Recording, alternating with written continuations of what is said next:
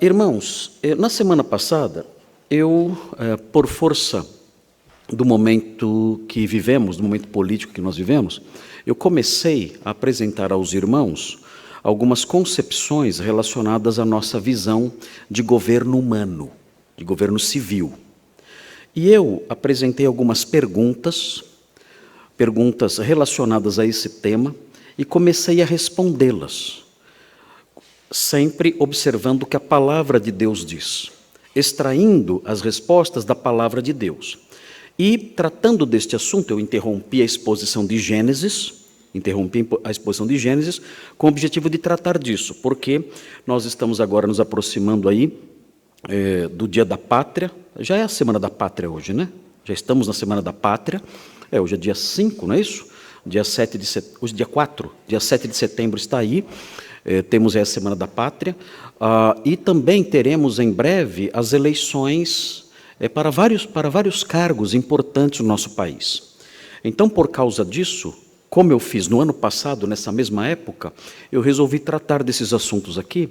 E eu gostaria que os irmãos se lembrassem que esses assuntos não são assuntos paralelos, não são assuntos anexos, não são assuntos seculares que o pastor traz aqui a fim de se contextualizar ao momento que nós estamos vivendo, a fim de se ajustar ao momento que nós estamos vivendo. Não. Esses assuntos que eu estou trazendo aqui, irmãos, eu trago esses assuntos, é claro, observando a época em que vivemos, mas são assuntos revestidos de extrema santidade. Porque esses assuntos são observados, eu me esforço ao máximo para observá-los sob as lentes da Sagrada Escritura. Nós somos crentes, nós somos o povo de Deus, nós somos o povo transformado pela fé em Jesus. Um dia nós fomos chamados para fora deste mundo. Um dia a graça do Senhor nos alcançou com sua voz doce. Um dia Ele afugentou a nossa cegueira, Ele quebrou, Ele rompeu a nossa surdez, Ele nos chamou para o seu rebanho, nos inseriu no seu povo santo, e isso tudo não envolveu apenas uma mudança de associações. Nós não deixamos apenas de ir frequentar um certo lugar e passamos a frequentar a igreja. Não foi isso que aconteceu conosco, não foi só isso que aconteceu conosco. Nós também passamos por uma mudança de mentalidade. E a partir disso, então, nós nos sujeitamos, nós nos tornamos cativos em nosso pensamento da palavra de Deus. Então, cada aspecto da nossa vida, cada detalhe da nossa vida, cada momento da nossa vida, nós procuramos ajustar aquilo que Deus quer. Quando nós pensamos algo, nós tentamos avaliar se isso que estamos pensando tem a aprovação do nosso Deus. Nós tentamos pegar as nossas ideias e compará-las com o que a Escritura diz. E percebendo que elas não se ajustam ao que a Escritura diz, então nós reformulamos nossas ideias. Nós mudamos nossas ideias. E dessa forma, nós tornamos o nosso pensamento cativo do próprio Senhor, cativo de Cristo, cativo da sua palavra. E não é diferente o nosso pensamento nesse campo. Nesse campo relacionado à nossa visão de governos, nós temos que ter um pensamento, temos que ter conceitos santificados. Conceitos que partem não de noções midiáticas, noções que procedem da mídia, conceitos que vêm não de diferentes vieses políticos ou ideológicos, mas noções que vêm da palavra de Deus. Noções que partem do trono santo de Deus e que visam nos instruir. Nós temos que ter o nosso pensamento santificado também nesse campo. E por causa disso, então, eu elaborei essas perguntas e tenho apresentado aos irmãos, desde o domingo passado, as respostas que saem, que brotam da palavra de Deus, a fim de que nós pensemos corretamente acerca dessas coisas. E as perguntas que eu apresentei para os irmãos e que eu tenho respondido, hoje eu quero concluir, eu acho que talvez não vou conseguir apenas concluir, não vou conseguir apenas tratar de uma pergunta, mas quando eu voltar do meu recesso, eu vou entrar em recesso, eu só, os outros pastores ficarão aqui amanhã, mas quando eu voltar do meu recesso, então, eu quero tratar talvez da última pergunta, que hoje acho que não terei tempo de tratar. Mas a primeira pergunta que eu apresentei para os irmãos, semana passada, e que nós respondemos à luz da palavra de Deus, buscando a sua orientação para que nós tivéssemos o nosso pensamento santificado nesse campo, e um pensamento cristão e justo e bom, foi a seguinte: qual é a fonte da autoridade política? Qual é a fonte da autoridade política? Nós tratamos dessa questão à luz da Bíblia. E nós vimos com um certo assombro a grandeza desse tema, quando nós olhamos para o texto de Daniel, no capítulo 2. Estudamos Daniel 2, versículos 20 e 21, versículos 37 e 38, e observamos esses textos e ficamos perplexos com a grandeza dos ensinos que emanam desses textos, e vendo que toda a autoridade política vem do próprio Senhor. É o Senhor que eleva as pessoas a uma posição de destaque no cenário político mundial. É Ele quem faz isso. Ele é o soberano que rege a terra. E isso faz com que não somente nós tenhamos uma visão diferente dos nossos governantes, mas faz também com que nós tenhamos uma postura de sujeição, de submissão ao nosso Deus grandioso, que realiza coisas que nós não entendemos muitas vezes. Olhamos também para o capítulo 4 de Daniel, versículo 17, versículos 25 e 26, versículos 31 e 32, e tudo isso nós reunimos na resposta a essa pergunta, mostrando que é o Senhor quem rege a terra. Ele levanta e Ele exalta quem quer, e Ele remove alguém do trono, ou pessoas dos tronos, e eleva pessoas aos tronos, e assim Ele caminha e age em relação ao governo do mundo. A segunda pergunta sobre a qual nós tratamos e que respondemos aqui foi a seguinte, uma pergunta que incomoda os irmãos muitas vezes. Por que Deus, muitas vezes, não são poucas vezes, muitas vezes, levanta governantes maus? Essa pergunta já parte do pressuposto de que existem governantes maus e eu não tenho que debater isso com ninguém. Todos sabem, há governantes maus. E por que Deus, então, que é a fonte de todo governo humano, por que Ele levanta governantes maus? Por que Ele faz isso? E então nós olhamos para Romanos 9,17, que talvez seja o único texto que reproduz Êxodo 9,16, talvez seja o único texto que mostre o motivo pelo qual Deus levanta governantes maus. E aprendemos que Ele faz isso para mostrar o seu poder e para fazer o seu nome conhecido por todo mundo. Foi para isso que Ele levantou o faraó do Êxodo, para mostrar a faraó e, por meio de faraó, o seu poder. E também para fazer com que o seu nome fosse conhecido no mundo todo. Por isso, Ele levantou, Ele ergueu, Ele alçou o faraó a uma posição política de destaque, de ser um grande governante, para realizar esses propósitos, esses planos grandiosos. E aprendemos isso também na semana passada. Depois, caminhamos para a terceira pergunta.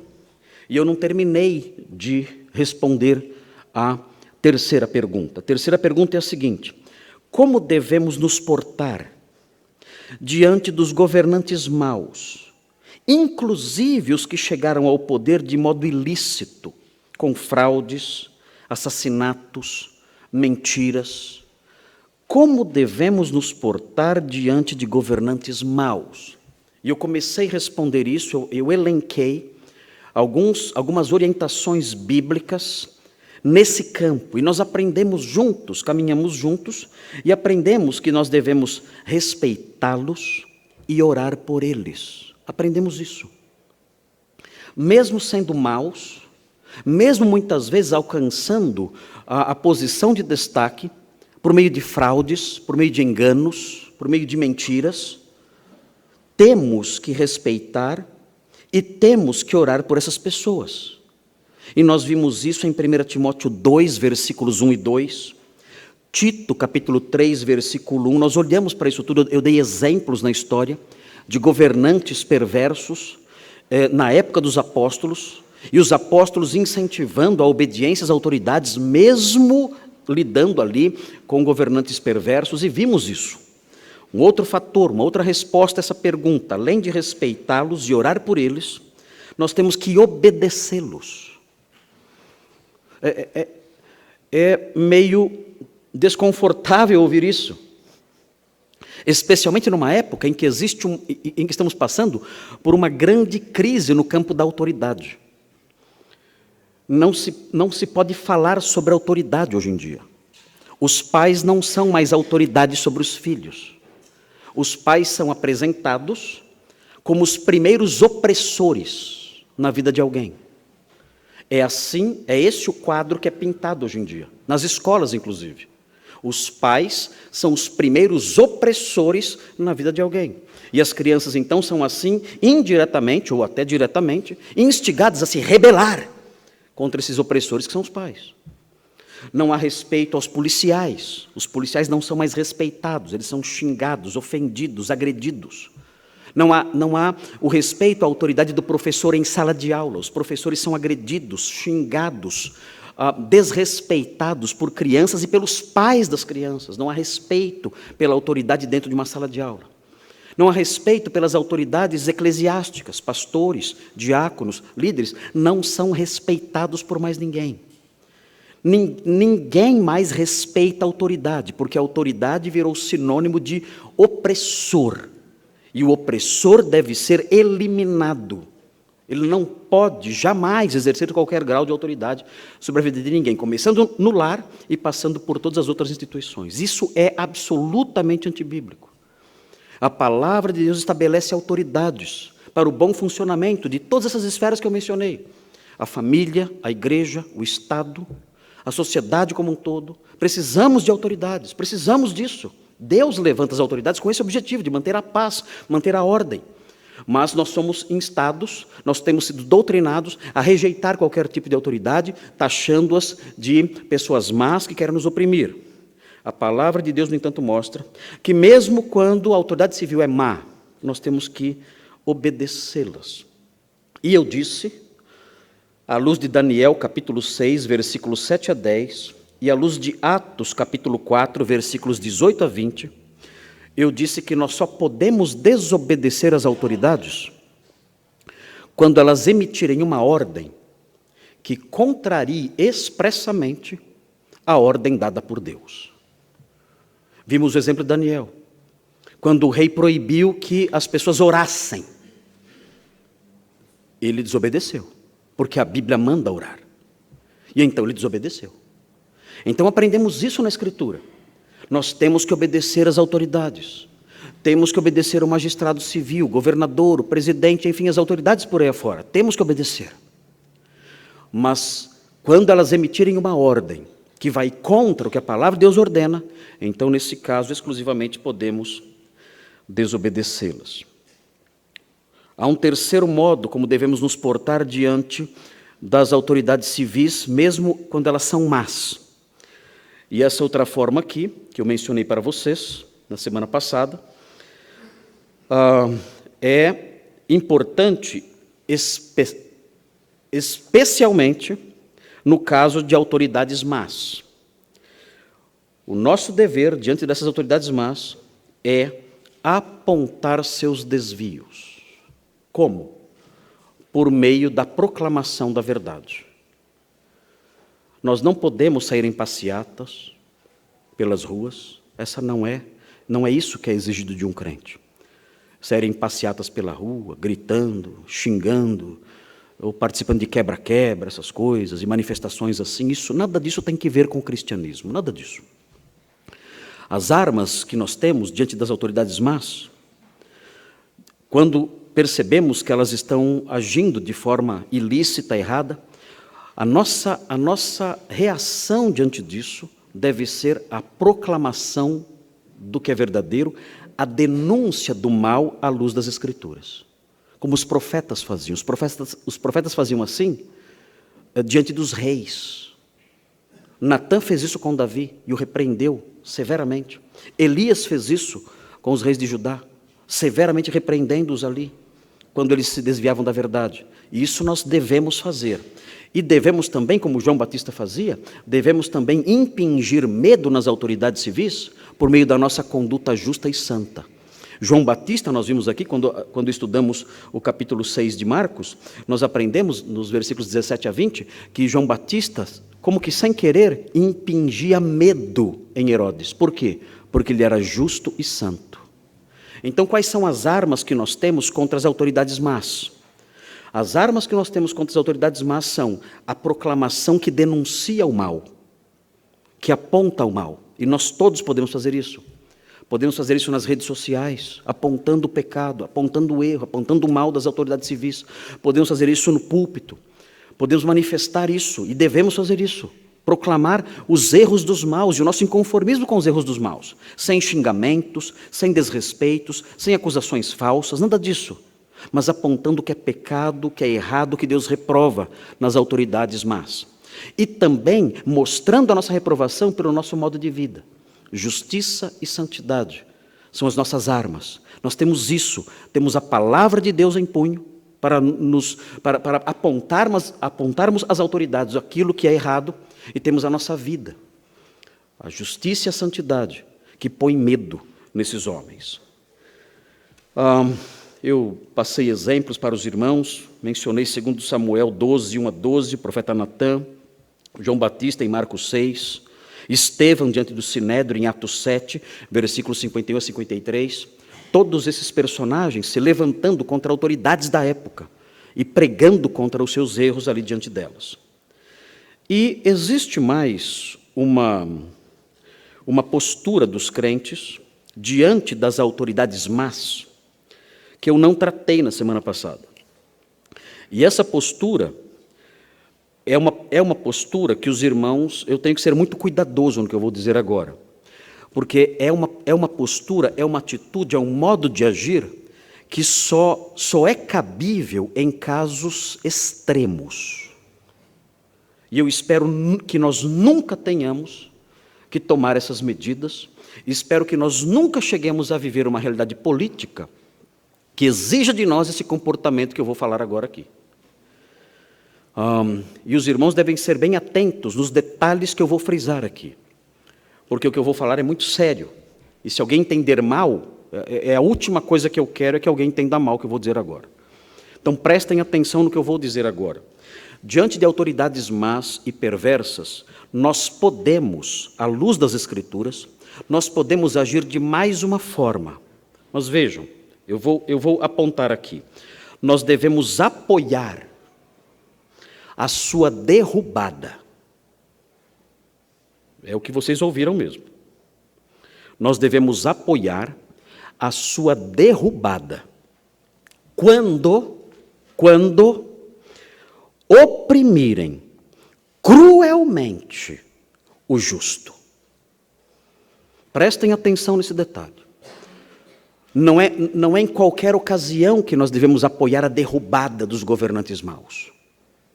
Nós devemos apoiar a derrubada dos governantes maus quando esses governantes oprimirem cruelmente o justo, com prisões, torturas, assassinatos. Em face de um governo assim, então nós temos elementos bíblicos para apoiar, para tomar medidas e apoiar medidas que removam esses homens do poder. Um exemplo que nós temos são as tribos do norte nos dias de Roboão. Nos dias de Roboão, as tribos do norte se rebelaram, porque Roboão disse que iria reinar sobre as tribos do norte com todo rigor, e ia governar com uma chibata, ia governar torturando-as com escorpiões. Ele disse isso. E as tribos do norte então se rebelaram e escolheram outro rei. E não se sujeitaram ao reinado de Roboão. A Bíblia diz que quando Roboão se insurgiu contra essas tribos para trazê-las de volta à sua sujeição, a Bíblia diz que o Senhor proibiu que ele fizesse qualquer coisa. Porque aquela rebelião das tribos do norte era uma rebelião que vinha do Senhor. Deus estava apoiando aquele rechaçar desse governante cruel e perverso sobre aquelas tribos. Nós temos também um caso interessante no Antigo Testamento, que está no segundo livro dos Reis, no capítulo 9. Vejam, eu quero mostrar para vocês aqui o modo como Eliseu agiu em face de um rei assassino chamado Acabe. Vejam o que ele faz no segundo livro dos Reis, capítulo 9, versículos 1 a 10. Nós vemos aqui, nesse tempo, Acabe e Jezabel reinavam, eram reis assassinos e cruéis, sanguinários, e nós temos Eliseu vivendo nesse contexto. E vejam o que ele faz. O texto diz assim, segundo Reis 9, versículos 1 a 10, diz assim: Então o profeta Eliseu chamou um dos discípulos dos profetas e lhe disse: Cinge os lombos, leva contigo este vaso de azeite e vai-te a Ramote Gileade. E, em lá chegando, vê onde está Jeú, filho de Josafá, filho de Ninsi. Entra e faz-o levantar-se do meio dos seus irmãos e leva-o à câmara interior. Toma o vaso de azeite, derrama-lhe-o sobre a cabeça e dize: Assim diz o Senhor, ungi-te rei sobre Israel. Então abre a porta, foge e não te detenhas. O que ele está dizendo aqui? Olha, é hora de derrubar Acabe. Vá lá e unja Jeú, rei no lugar dele. Eliseu está, por assim dizer, participando aqui de medidas para a derrubada de um rei cruel e sanguinário, o rei Acabe e sua esposa igualmente sanguinária, Jezabel. Nós temos na história eclesiástica, nós temos exemplos disso. Nós temos o caso da Revolução Puritana no século XVII, em que os cristãos se envolveram numa revolução, a Revolução Puritana, numa guerra civil na Inglaterra, com o objetivo de derrubar o rei Carlos I. E por que fizeram isso? Porque o rei Carlos I era um rei assim, extremamente cruel contra os santos. Ele prendia pastores, prendia pregadores da palavra de Deus, e ele, além de prendê-los, ele os torturava cortando suas orelhas. Essa era a forma como ele tratava esses homens. Então, os puritanos na época, os cristãos da época, reformados da época, se levantaram e se insurgiram contra o rei Carlos I, e ele foi removido do poder. Aliás, foi decapitado. Quanto a ser decapitado, eu não concordo muito. Mas houve essa medida drástica de remoção, de remoção do poder, de derrubada do poder do rei Carlos I. Há um outro exemplo, que eu já mencionei na semana passada, eu mencionei semana passada, não esse exemplo, mas o personagem ligado a esse exemplo, que é o reformador escocês John Knox. John Knox foi um grande reformador no século XVI, ele foi um grande pregador na Escócia, um homem de Deus, piedoso, e ele pregou certa vez diante da rainha Mary da Escócia. E vejam o que ele disse diante da rainha. Eu tenho aqui um trechinho do sermão dele, sermão dirigido diretamente a essa mulher.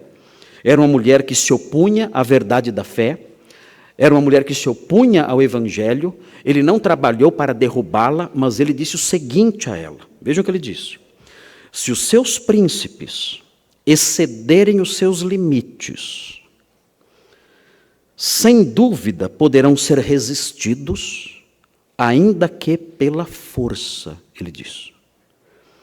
Pois não existe maior honra, maior obediência dada a reis e príncipes do que a que Deus ordenou. É assim, madame, o caso de príncipes que assassinam os filhos de Deus que lhes são súditos. Seu cego zelo nada mais é que um muito louco furor, e, portanto, tomar a espada da mão deles, amarrar essas mãos e conduzi-los à prisão, até que cheguem a um entendimento mais sóbrio, não é desobediência contra príncipes, e sim justa obediência, pois concorda com a vontade de Deus. O que ele diz? Obedeceremos vocês. Vocês vão contra o evangelho, vocês são governantes maus, obedeceremos vocês. Respeitaremos vocês, oraremos por vocês. Mas, Se vocês ultrapassarem certos limites e se tornarem assassinos dos filhos de Deus, que lhes são súditos, nesse caso nós vamos arrancar a espada da mão de vocês e vamos conduzi-los à prisão. E fazendo isso, não estaremos desobedecendo a Deus. Faremos o que é justo. Existe um caso extremo, irmãos, mais recente. Aqui estou falando do século XVI. John Knox morreu em 1572. Mas existe um caso extremamente curioso, interessante, de um pastor que não é muito conhecido no Brasil.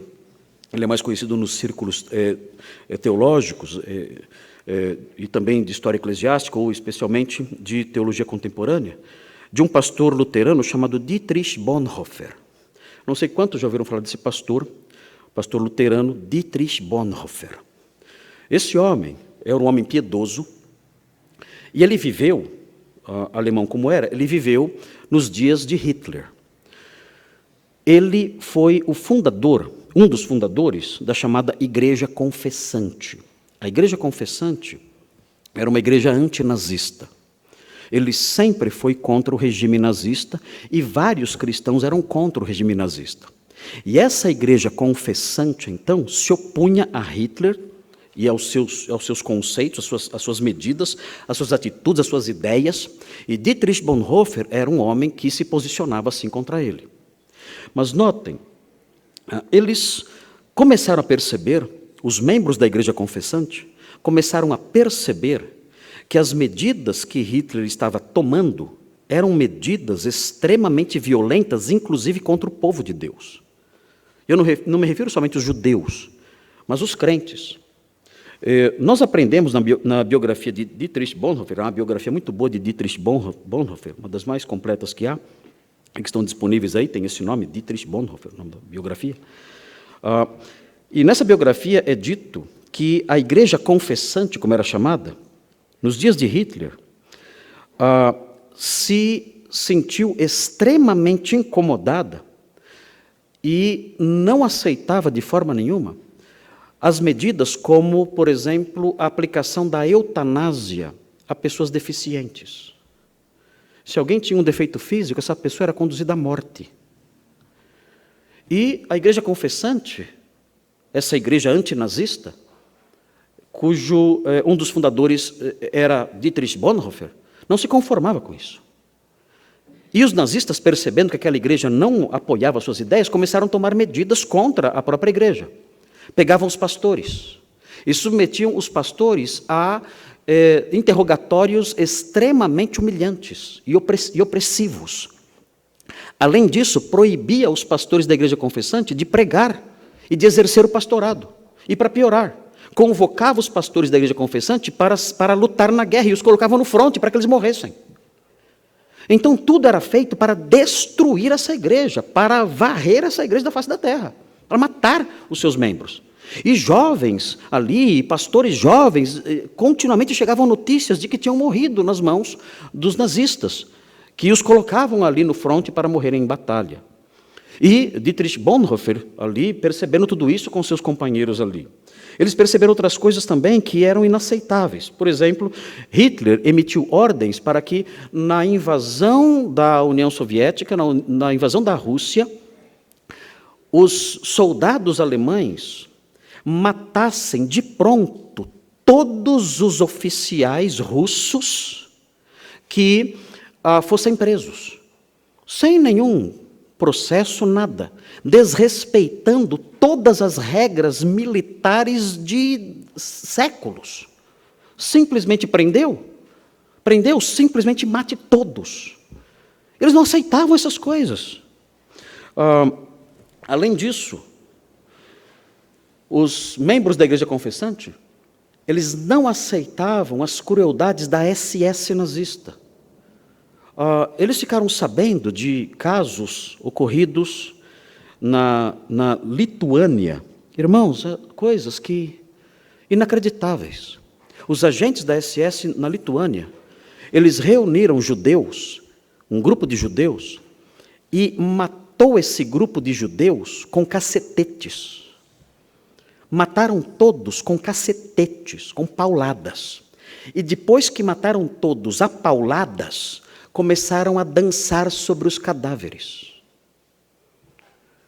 E depois de terem dançado sobre os cadáveres, comemorando aquelas mortes, mandaram remover os cadáveres e mandaram trazer mais judeus para morrerem da mesma forma. E repetiram a dose.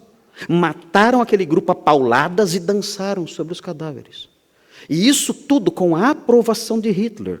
Quando algum soldado, algum oficial dizia, olha, isso é crueldade demais. Eles diziam, olha, nós temos ordens superiores, ninguém pode nos impedir de fazer o que estamos fazendo. Quando a igreja confessante percebeu isso, quando Dietrich Bonhoeffer, um dos líderes da igreja, percebeu isso, ele participou, acredite se quiser, ele participou de um complô para assassinar Hitler. Ele fez isso. E foram feitas 2 tentativas de assassinato. As 2 foram frustradas, não deram certo. E, no final de tudo, ele foi descoberto. O pastor Dietrich foi preso, ficou 18 meses na cadeia, e 20 dias antes do suicídio de Hitler, o pastor Dietrich Bonhoeffer foi condenado à morte e foi enforcado em sua cela. Era jovem, não tinha 40 anos, Dietrich Bonhoeffer. É claro, nós podemos questionar, e sempre vamos questionar, é correto um homem de Deus, um pastor, se envolver na tentativa de assassinato de um ditador? É correto isso? E essa pergunta sempre vai estar na nossa cabeça. É possível que no pensamento de Dietrich Bonhoeffer ele dissesse o seguinte: matar Hitler não é um ato contra a vida. Matar Hitler é um ato em favor da vida. Eu não estou matando um homem, eu estou salvando milhares de homens ou milhões de homens. Talvez ele pensasse assim. Nós não sabemos. O fato é que essa pergunta sempre vai estar na nossa cabeça. É correto fazer isso? É correto se envolver no assassinato de um ditador assassino, sanguinário, que está massacrando a população e massacrando o povo de Deus? É correto fazer isso? E vamos sempre debater essa questão. É muito fácil falarmos sobre esse assunto sentados aqui nos nossos bancos almofadados. Outra coisa é discutir a questão vivendo uma situação tão terrível como a que ele viveu. Mas, enfim, eu não vou dizer que é correto. Claro, nunca o assassinato é correto. Mas o que eu quero apontar aqui é que é correto o crente se envolver na tentativa de derrubada de um homem como esse. Um homem que mata, um homem que tortura, um homem que prende aquele que é justo, santo e bom, um homem que se levanta para matar o homem de Deus, os santos de Deus, a igreja de Deus. Este homem tem que ser removido do poder. E os crentes devem se envolver ativamente em qualquer tentativa de derrubada desse homem do poder. Essa seria a única ocasião em que nós, amparados pela palavra de Deus, poderemos nos envolver em algo assim. Nós temos que obedecer o governante mau, temos que orar pelo governante mau, temos que respeitar o governante mau. Não podemos sair na rua xingando, passeatas e manifestações, nada disso contra os governantes maus. Mas, se o governante mau chegar num nível de maldade semelhante a este que eu mencionei, Deus nos livre disso, acho que estamos longe disso. Deus nos livre disso, e realmente creio que estamos longe. Mas se isso acontecer, então nós temos amparo suficiente, tanto na história do cristianismo como na Sagrada Escritura, para nos insurgir contra esse homem e trabalhar para que ele seja removido do poder.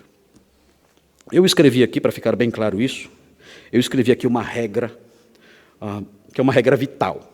E aí, reduzindo a forma escrita, eu corro menos risco de ser mal entendido. Para que os irmãos não digam, o pastor está pregando a revolução. Não. Estou pregando revolução nenhuma aqui, não.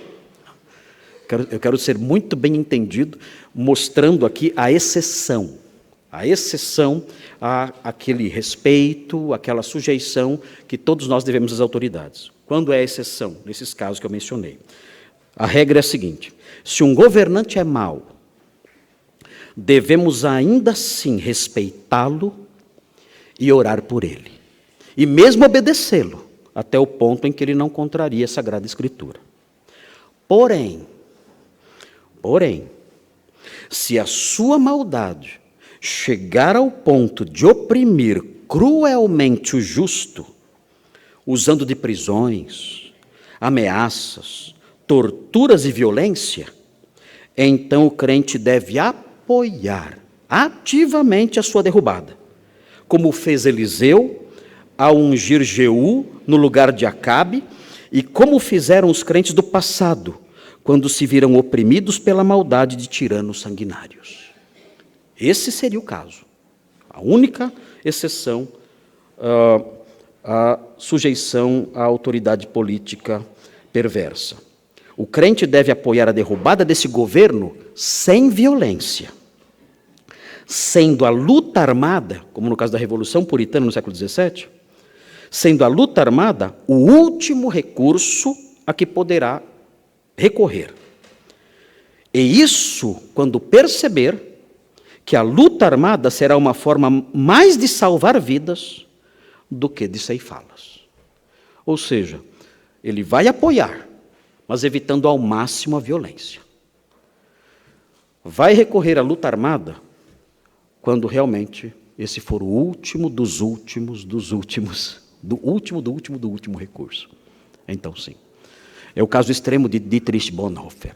É o caso extremo dos puritanos do século XVII na Revolução Puritana, diante de Carlos I.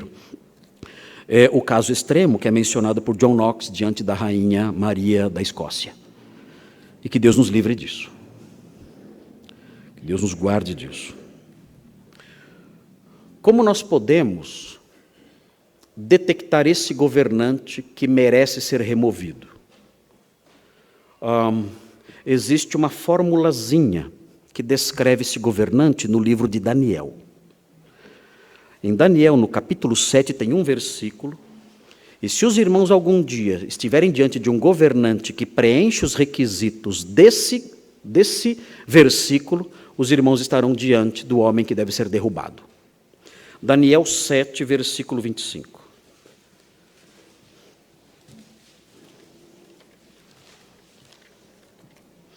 Vejam o que diz. Aqui em Daniel 7, 25, existe um consenso de que esse versículo fala sobre Antíoco Epifanes. Antíoco Epifanes foi um rei sírio que oprimiu o povo judeu no século II a.C. Antíoco Epifanes era o nome dele. Era um verdadeiro demônio, Antíoco Epifanes. Antíoco Epifanes era o diabo feito carne, era o diabo feito homem. Era um governante de uma crueldade, de uma perversidade sem limites. E há quem diga que Daniel aqui está falando sobre ele, uma profecia acerca de Antíoco Epifanes. Mas nós sabemos também que essa profecia se refere ao anticristo. Há um consenso também nessa direção, que além de se referir a Antíoco Epifanes, alguém que já existiu, essa profecia tem dupla referência. Ela se refere também, num sentido mais completo, a um governante que surgirá no futuro, e que nós chamamos de o anticristo. E vejam como esse governante, que é o ápice do governante mau, vejam o que ele faz. E vendo o que ele faz, há 3 atos aqui que ele realiza. E esses 3 atos devem ser observados e detectados por nós. Porque se algum governante realizar esses 3 atos, nós estamos diante do pior governante que pode existir.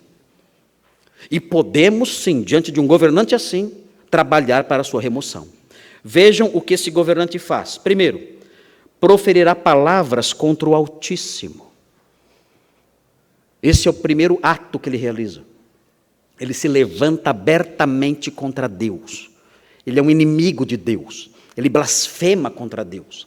Ele ataca Deus, ele zomba de Deus. Esse é o primeiro ato que esse governante perverso realiza. Segundo ato, magoará os santos do Altíssimo. Aqui a tradução é uma tradução meio fraca, né? Magoará. Estou magoado porque ele... Não, não é isso. Não é esse tipo de mágoa. Palavras dele me feriram. Não é isso. Não é isso. Magoar é oprimir. Ele oprimirá os santos do Altíssimo. O significado disso, dessa opressão, está no fim do versículo. O fim do versículo mostra o que é esse oprimir dos santos do Altíssimo. O texto fala, e os santos lhe serão entregues nas mãos. O que significa isso? Os santos serão torturados e mortos por ele. Esse é o ápice, é o auge do governante perverso. Ele blasfema contra Deus e ele persegue fisicamente os santos. E o que mais ele faz? O texto diz, e cuidará em mudar os tempos, aqui eram as festas do Antigo Testamento, e a lei, aqui é a lei de Moisés. O que ele faz? Ele perverte as Escrituras, ele subverte as Escrituras, ele ensina o contrário, o oposto, o avesso do que as Escrituras dizem. Então, esses são os 3 atos que são realizados pelo governante, que é o ápice da maldade. É assim que ele age. Eu não sei, estão chegando as eleições. Se os irmãos encontrarem algum candidato que preenche esses requisitos, fujam desse homem. Alguém que blasfema contra Deus, oprime os santos e subverte a palavra. São os 3 atos que definem o governante satânico e que deve ser resistido por nós. É o protótipo do anticristo. Quando surgir o anticristo, que é o pior rei que poderá existir na história do mundo, ele será assim. E se qualquer governante atual se parecer com isso, nós temos que trabalhar para que esse homem saia do poder. Muito bem, e com isso então, a terceira pergunta foi respondida. Como devemos agir diante dos governantes maus? Eu respondi dando 4 diretrizes acerca disso. Muito bem, irmãos, vem agora a quarta pergunta. Eu vou responder a quarta pergunta também, só a quinta pergunta que eu não vou responder. A quarta pergunta é a seguinte: como crentes, como é o governo humano que devemos anelar? Nós somos crentes, vamos votar no dia 2 de outubro, no dia 2 de outubro as eleições, não é isso? É dia 2? Alguém sabe? Dia 2? Vamos todos votar no dia 2 de outubro. Que tipo de governante nós devemos trabalhar para ter no Brasil? Seja no governo do Estado, no governo do país, nas diversas casas aí, de deputados, senadores. Qual é o governo humano que, como crentes, devemos anelar? Essa é a quarta pergunta. E a quinta pergunta é: qual será o fim do governo humano? Essa pergunta eu não vou responder hoje, que não vai dar tempo. Qual será o fim do governo humano? Eu vou responder isso numa outra ocasião. Mas eu elenquei aqui como deve ser o governo que nós devemos anelar como crentes que somos. Tem algumas coisas que eu vou dizer que os irmãos vão estranhar um pouco. Vão falar, ué, mas eu pensei que isso era tão bom. E às vezes o que a gente pensa que é bom, na Bíblia é ruim. Então o que eu quero, na verdade, é purgar a mente dos irmãos de noções que foram derramadas nas suas cabeças, que não tem nada a ver com a Escritura. Nada. Absolutamente nada a ver com as Escrituras. E fazer com que os irmãos pensem nesse aspecto dentro dos moldes da palavra de Deus. Por mais que isso possa parecer estranho em alguns momentos. Mas eu vou apontar aqui pelo menos três itens,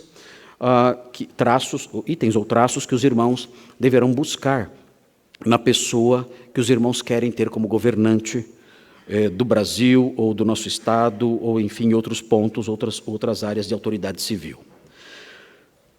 Existe, no nosso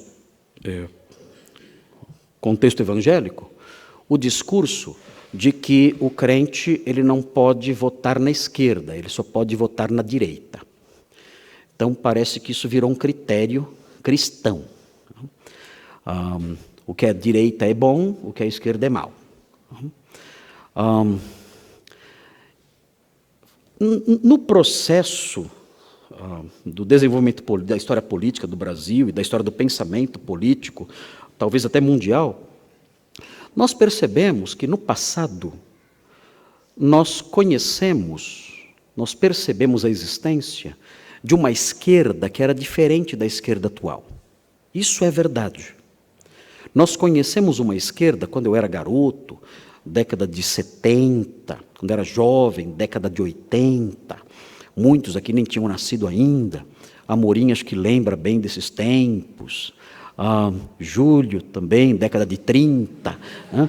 Acho que vai se lembrar também dessas épocas, de um passado remoto, né? De um passado distante. Nós ouvíamos falar da esquerda. E quando nós ouvíamos falar da esquerda, o que vinha à nossa mente não eram as coisas que agora vêm à nossa mente. A esquerda naqueles dias era diferente da esquerda atual. O que era a esquerda naqueles dias, na década de 70, década de 80? A esquerda era uma concepção política que se preocupava com uma distribuição mais igualitária da riqueza. E esse discurso atraía muita gente, inclusive cristãos. Muitos cristãos gostavam desse discurso e até viam reflexos disso na Bíblia. A igreja primitiva, distribuindo seus bens ali, todos vivendo em igualdade. E era um ideal nobre e bonito até. E nós entendíamos a esquerda nesses termos. Mas a grande maioria dos cristãos não apoiava a esquerda, e geralmente se opunham à esquerda, por outras razões. Alguns dizendo, olha, essa questão de distribuição idêntica ou igual da riqueza, isso não é bíblico. Deus não fez assim o mundo, e nem é seu propósito fazer com que o mundo se torne assim. Nós teremos sempre o rico e o pobre, e isso é Deus quem faz. Então o ideal de Deus não é que desapareçam os pobres e todos fiquem ricos, ou desapareçam os ricos e todos fiquem pobres, todo mundo igual. Então se opunham nesses termos. Mas outros não chegavam a se opor nesses termos, mas se opunham de outra forma, dizendo, olha, a esquerda tem um discurso bonito, tem ideais bonitos, e nós aplaudimos isso, achamos isso bonito, achamos isso louvável, mas o modelo maior que nós temos desse sistema é um modelo ateísta e que persegue a igreja. E isso assustava os cristãos do passado, muito. Os cristãos do passado, quando pensavam na esquerda, o que vinha na cabeça deles não era somente a ideia de distribuição igual da riqueza. O que vinha, e que vinha com mais força ainda do que essa ideia, era a noção de pessoas sendo perseguidas porque eram crentes. E isso era real. E naqueles dias, eu já mencionei para os irmãos, nós líamos alguns livros que nos deixavam apavorados. Por exemplo, eu mencionei já para os irmãos aqui, Torturado por Sua Fé, de Harlan Popov. Esses livros eram livros que descreviam torturas horríveis que os nossos irmãos enfrentavam na antiga União Soviética. E ficamos assustados com isso. Meu Deus, Deus nos livre da esquerda. Deus nos livre do comunismo. Outro livro, Torturado por Amor a Cristo, de Richard Wurmbrand. E nós olhávamos para isso e dizíamos, Senhor, isso é inaceitável. Nós temos que orar, clamar a Deus para que isso nunca se instale no Brasil. E então, os evangélicos rejeitavam a esquerda por causa disso, nas décadas que eu mencionei, 70, 80. De uns tempos para cá, a esquerda mudou. Ela é diferente agora. Quando era desse jeito, mesmo havendo perseguições contra os cristãos, muitos crentes apoiavam a esquerda, gostavam da esquerda por causa do ideal de igualdade. E nós não víamos tanto problema assim, porque eles diziam, olha, é possível haver a implementação de um modelo esquerdista purgado, livre dessas crueldades. É verdade. Pode acontecer de haver um governo esquerdista que não seja cruel. Pode acontecer. Então não nos incomodava tanto quando um crente dizia, olha, eu apoio, eu creio que o comunismo é bom. Isso não nos assustava tanto. Agora, hoje em dia, como a esquerda mudou, a esquerda trouxe, ela agregou, ela reuniu certos conceitos que são diferentes, que a tornam diferente da esquerda daquela época. Eu elenquei aqui alguns itens que descrevem a esquerda de hoje e que realmente fazem com que esse modelo seja um modelo que nós tenhamos que pensar 10 vezes antes de votar em alguém que seja dessa tendência. Vejam, a esquerda agora apoia aborto. Nós somos crentes, meu Deus. Nós cremos na natureza sacrossanta da vida intrauterina. Nós cremos nisso. Nós cremos que o ser humano, no ventre materno, é a imagem e semelhança de Deus, é intocável aquela vida. Mas nós vemos a esquerda apoiando o aborto. Vemos a esquerda apoiando um falso antirracismo. Enfatizam que são contra o racismo, mas, na verdade, o antirracismo da esquerda é um estímulo do ódio dos negros contra os brancos. É o tempo todo isso. Os negros têm que odiar os brancos. É um trabalho para embutir no coração dos negros um rancor contra os brancos. E quando isso acontece, quando eles passam a odiar os brancos, eles fazem coisas que despertam o ódio dos brancos contra eles, contra os negros. Então, nós percebemos a esquerda estimulando essas coisas. E dizemos, nós não podemos fazer isso. Não podemos apoiar esse discurso. E nos afastamos, então, desse modelo. A esquerda está fortemente conectada ao feminismo. E o que é isso, feminismo? Dizem que é a defesa das mulheres. Mas o que nós vemos é que o feminismo é apenas a tentativa de transformar a mulher numa imitação tosca do homem. É isso. É a tentativa de transformar a mulher numa imitação tosca do homem. É isso. E o que a mulher ganha com isso? Nada. E nós somos contra isso. A esquerda apoia movimentos LGBT. Nós não odiamos ninguém, como dizem, homofóbicos, não somos nada disso, não temos ódio dessas pessoas, mas nós cremos numa ética sexual que não admite esse modo de vida. Ideologia de gênero, meu Deus, nós somos crentes, não aceitamos essas coisas. O apoio, a favelização, a defesa da criminalidade, a proteção da vadiagem, o enfraquecimento da polícia, a invasão da propriedade privada, a liberação das drogas, tudo isso está conectado com esse modelo. E nós então olhamos para isso e dizemos, não dá. Não podemos votar na esquerda. Então, automaticamente, os crentes são de? Não necessariamente. É esse o engano.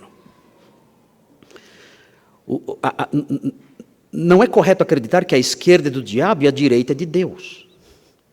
Não é assim que funciona. O nosso pensamento, a nossa concepção, a nossa avaliação das coisas passa pela Escritura. Queridos, houve e há governos de direita que são progressistas, que apoiam pautas que nós não aceitamos. Houve, no passado, governos de direita que eram extremamente cruéis, violentos, terríveis, que nós jamais poderíamos apoiar. O fascismo, o verdadeiro fascismo, não, hoje em dia quem não é de esquerda é fascista. Né? Mudaram o conceito de fascismo. Mas o verdadeiro fascismo, a marca do verdadeiro fascismo, era a existência de grupos de pessoas extremamente violentas, que espancavam seus opositores, que linchavam pessoas, que quebravam coisas e agrediam severamente seus opositores. Essa era a marca do fascismo. Nós nunca poderemos apoiar algo assim. Então, não é correto simplesmente nos definirmos como pessoas de direita, porque há também elementos na direita, eventualmente vemos isso, não só eventualmente, mas com muita frequência vemos isso, quando observamos o cenário ao nosso redor e a história política mundial. Como, então, nós devemos escolher os nossos governantes? Não basta olhar e dizer, será que é de direita ou de esquerda? Não basta isso. Nós temos que olhar outras coisas. E eu apontei aqui, eu quero falar bem rapidinho quais são as coisas, quais são os traços que devemos olhar. Independente se é de direita ou de esquerda, os irmãos devem observar o seguinte. Primeiro, os irmãos devem apoiar um governo que crie condições de vida e trabalho. Eu sei que isso parece óbvio, mas eu quero mostrar a profundidade disso nas Escrituras.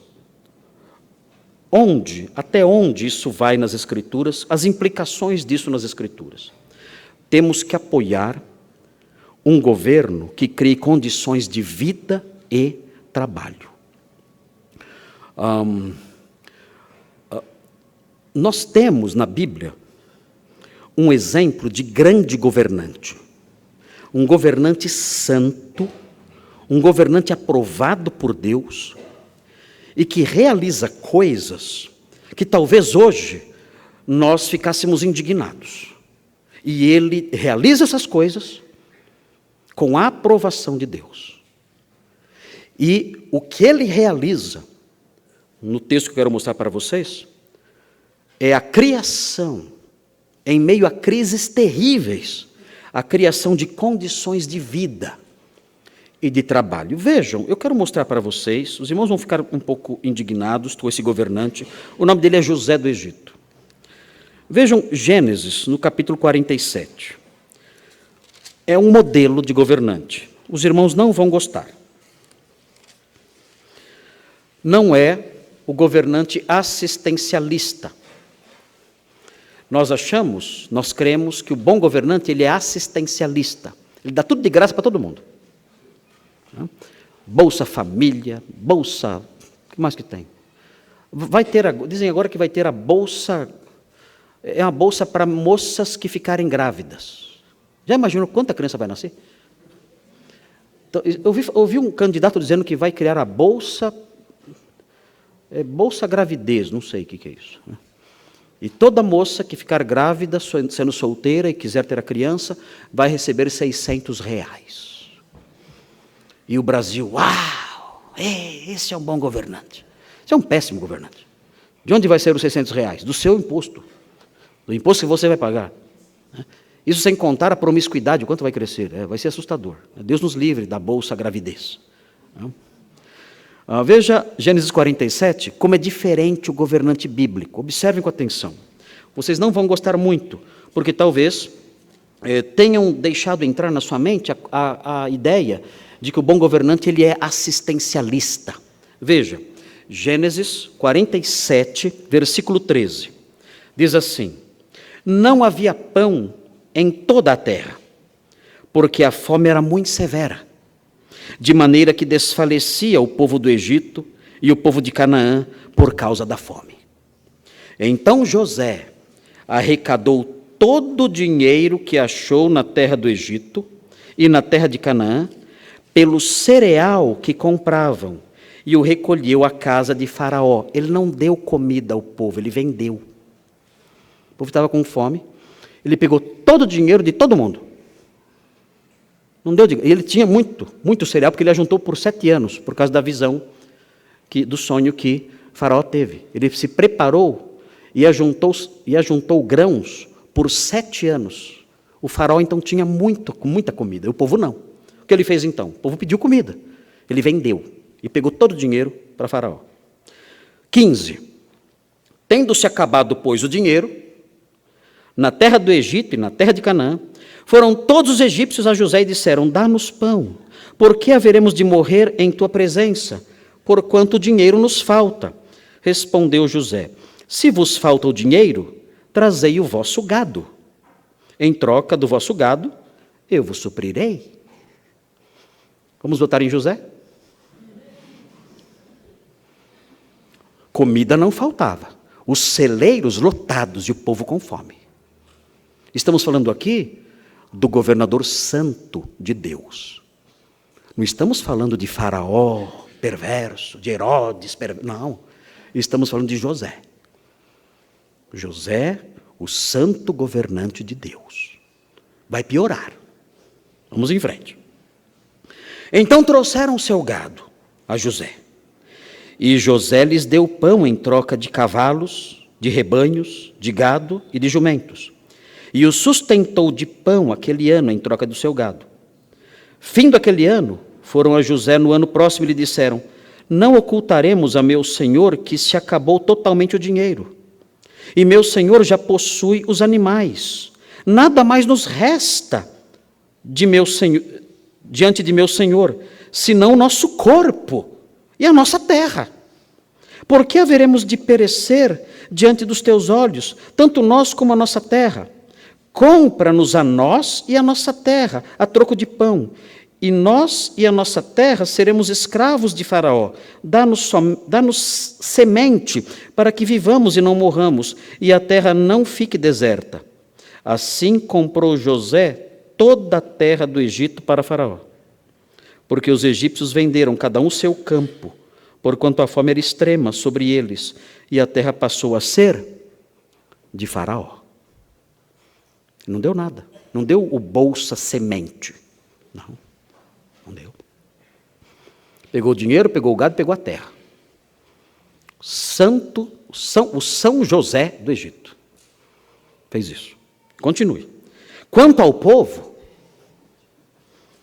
ele o escravizou de uma a outra extremidade da terra do Egito.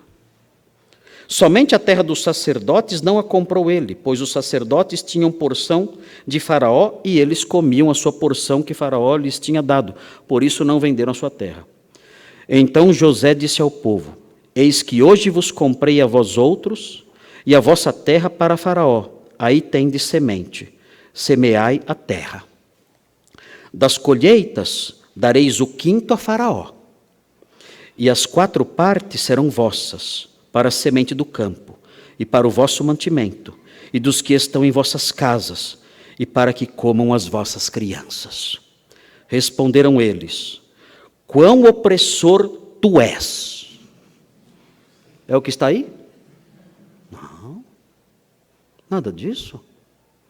A narrativa prossegue com José sendo exaltado por esse povo. Eles agradecem.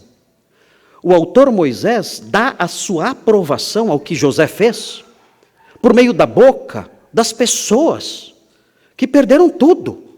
E vejam o que eles dizem: a vida nos tens dado. Você nos deu condições de trabalhar e de viver. Você não nos deu comida de graça. Não. Você não nos deu a bolsa semente. Não. Você, José, você nos deu condições de viver e trabalhar. Você é um governante extraordinário. Achemos mercê perante meu Senhor e seremos escravos de Faraó. Obrigado.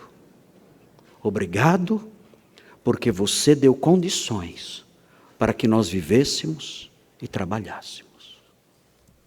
Irmãos, se eu falar isso aqui, aí fora, ainda bem que eu não vejo jornalista hoje aqui.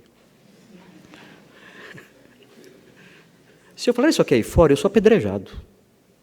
Que a nossa mente, o governo tem que dar tudo na nossa boca. Tudo mastigadinho na nossa boca. Isso é errado. O governo não tem obrigação nenhuma de dar nada na minha boca. Nada. O governo, talvez, tenha o dever de socorrer aquele que não tem condições. O idoso, o doente, ele vai socorrer essas pessoas. Mas esse é um dever que todos nós temos.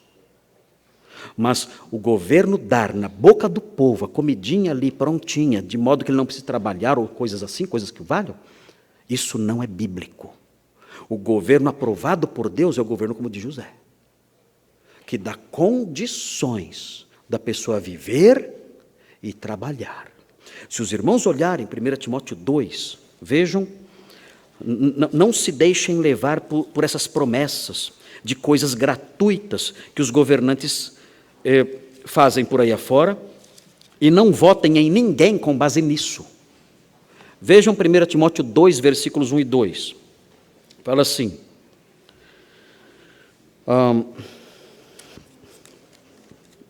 1 Timóteo 2, 1 e 2. Antes de tudo vos exorto que se use de prática de súplicas, orações, intercessões, ações de graça em favor de todos os homens, em favor dos reis e de todos os que se acham revestidos de autoridade. Vejam para quê? Para que vivamos vida tranquila e mansa. O governante tem que promover isso. Tem que promover um ambiente em que nós possamos com tranquilidade viver. Viver e trabalhar. Essas expressões, elas indicam silêncio e calma. O governante tem que promover um contexto em que eu viva silenciosamente e em calma, trabalhando dignamente pelo meu sustento. E continua, com toda piedade, um contexto em que eu possa viver de modo reverente, viver diante de Deus de modo reverente. O texto termina com toda piedade e respeito. Que eu viva assim, com seriedade, com dignidade, com reverência e com calma e silêncio. Esse é o bom governante, ele proporciona uma vida assim. Ele não coloca nada na minha boca, mas ele cria condições para que eu viva calmo, em silêncio, com reverência, com seriedade, com dignidade. É assim o bom governante. Ele não é um Papai Noel que me enche de dádivas, ele não é assim. O segundo traço que temos que detectar no governante que vamos votar está em 1 Samuel 12. Vai ser difícil achar esse governante, eu sei. Mas tentem encontrar alguém que se aproxime ao máximo disso. 1 Samuel 12. Veja o que diz o texto. 1 Samuel 12. E tentem sonhar um pouquinho. Diz assim, é o segundo traço. Então disse Samuel. Samuel era um líder político em Israel nessa época. Ele era um juiz.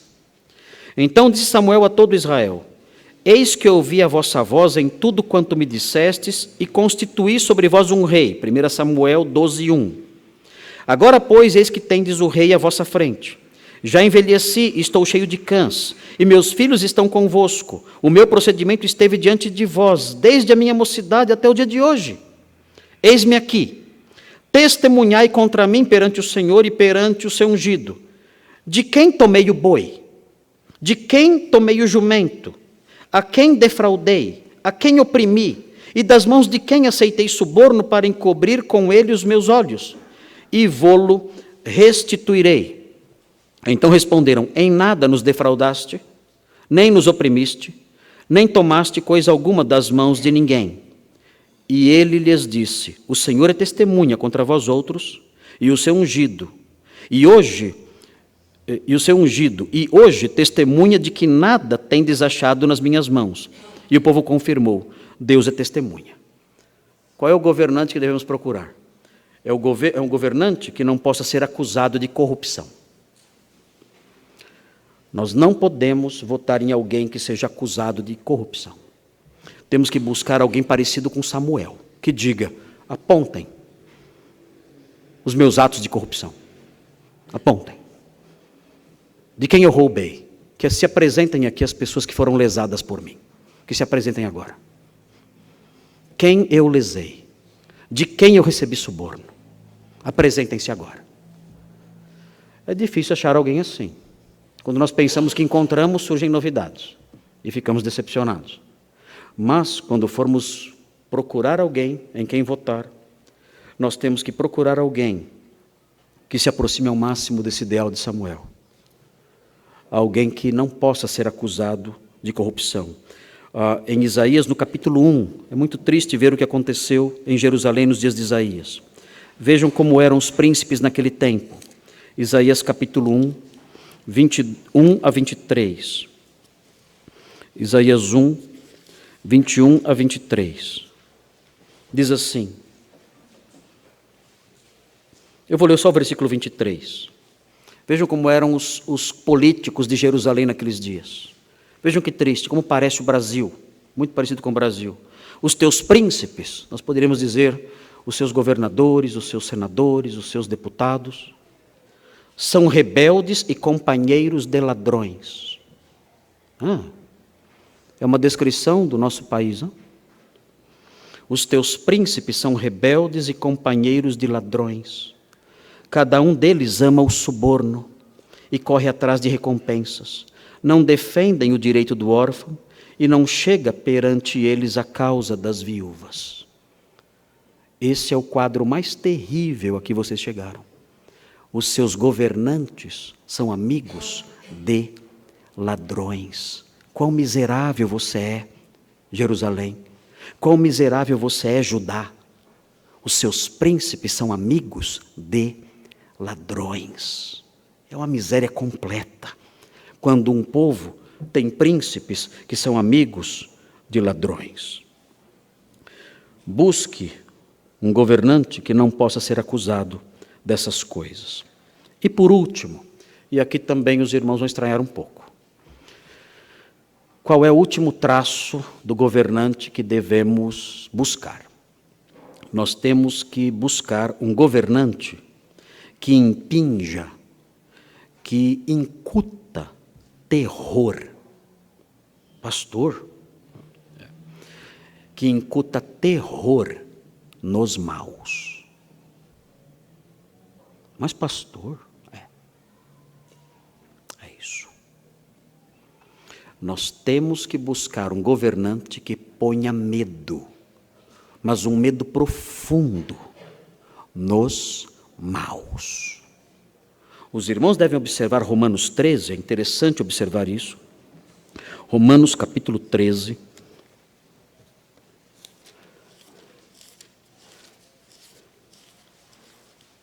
Os maus têm que ter medo. Não é bom o governo ou o país em que os maus não sentem medo. Porque num país em que os maus não sentem medo, os justos sentem medo. Os justos se apavoram.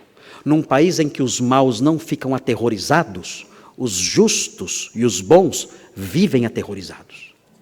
Os irmãos sabem muito bem do que estou falando, porque experimentam isso. Vejam o que diz Romanos 13.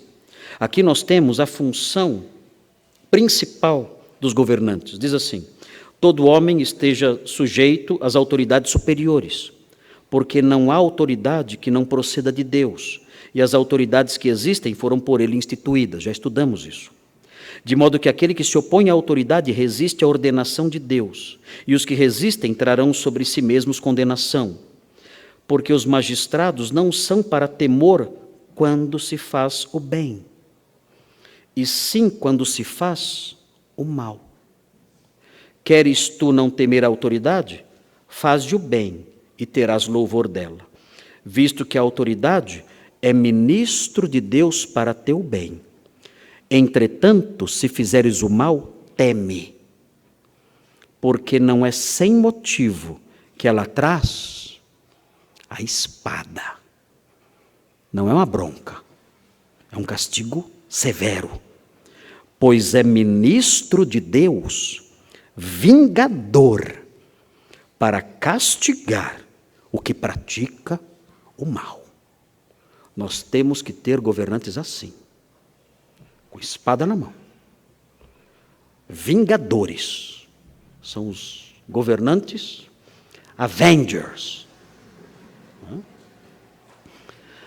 que incutem terror nos maus, que tragam punições severíssimas contra os perversos, ao ponto deles se desesperarem se caírem nas mãos desses governantes.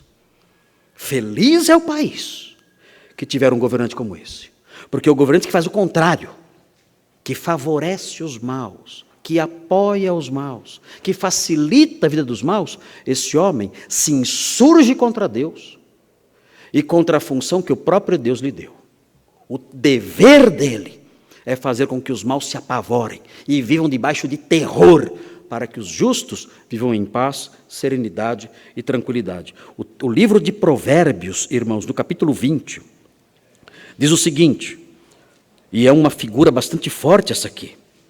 Provérbios 20, 26. Nós queremos um país feliz? Queremos um país onde haja um governante sábio? Vejam o que diz Provérbios 20, 26. O rei sábio joeira os perversos. O que significa isso? Joeirar. Joeirar é separar o trigo da praga ou da palha com uma peneira. Uma peneira. Ele separa os maus dos bons. O rei sábio joeira os perversos. Ele separa os perversos dos bons e faz passar sobre eles a roda. A figura aqui é de esmagar. Ele atropela as pessoas? Não, é uma figura de linguagem. Porque o trigo, a semente era moída por uma roda. Então, o que ele está dizendo aqui é que o rei sábio, ele pune severamente os perversos. Primeiro ele separa os perversos dos bons e ele os castiga severamente, de modo que os perversos ficam apavorados quando caem em suas mãos. Em 1 de Pedro, o apóstolo Pedro repete a mesma coisa. Qualquer discurso que defenda os perversos não deve nos atrair. Essas bobagens de direitos humanos que defendem os maus, nada disso deve ser acolhido por nós.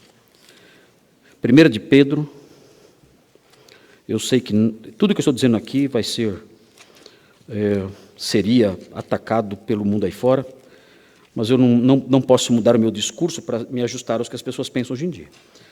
É isso, e ponto final. O texto diz assim, 1 de Pedro 2, 13 e 14. Sujeitai-vos a toda instituição humana, por causa do Senhor, quer seja o rei como soberano, quer as autoridades como enviadas por ele, tanto para castigo dos malfeitores, como para louvor dos que praticam o bem. Porque as autoridades existem, Deus as colocou para castigo dos malfeitores e louvor dos que praticam o bem. Qual é, então, o governante que eu devo anelar? O governante que coloque medo nos maus. Este eu devo buscar. Os 3 itens, então. Devo buscar um governo que crie condições de vida e trabalho. Devo buscar um governo que não possa ser acusado de corrupção. Devo buscar um governo que impinja medo nos maus. Se eu não tenho ninguém assim, eu devo buscar alguém que se aproxime ao máximo disso e evitar ao máximo qualquer candidato que se afaste desses 3 ideais. Nós somos o povo de Deus, nós sabemos, nunca teremos aqui um governo perfeito. O governo perfeito só virá quando o Senhor vier aqui para reinar, estabelecer o seu reino eterno aqui. Então sim, teremos um governo perfeito, de paz e justiça perfeitas. Enquanto isso não vem, nós sabemos. Qualquer candidato em que votarmos, qualquer governante que estiver aí, terá seus defeitos, terá seus problemas. Não temos candidatos imaculados, nunca teremos. Não somos ingênuos ao ponto de crer nisso. Mas temos diretrizes na palavra de Deus, somos o povo de Deus. E essas diretrizes envolvem essas coisas que eu mencionei.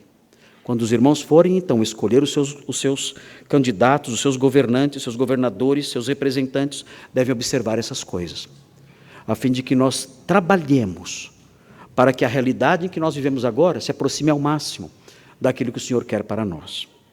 Queridos, somos crentes, somos salvos, deixemos que a palavra de Deus molde as nossas ideias no campo da política. Não permitamos que tendências, conceitos mundanos, ideias que não têm nada a ver com a palavra de Deus, movam o nosso braço. Não.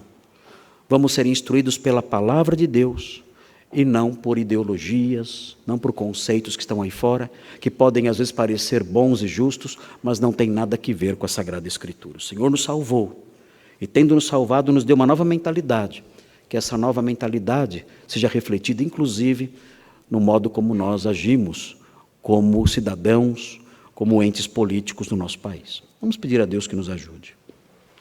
Senhor Deus, muito obrigado, porque a sua palavra não nos deixou à mercê de nós mesmos. Nós somos crentes e o Senhor nos deu diretrizes sérias para observarmos e cumprirmos.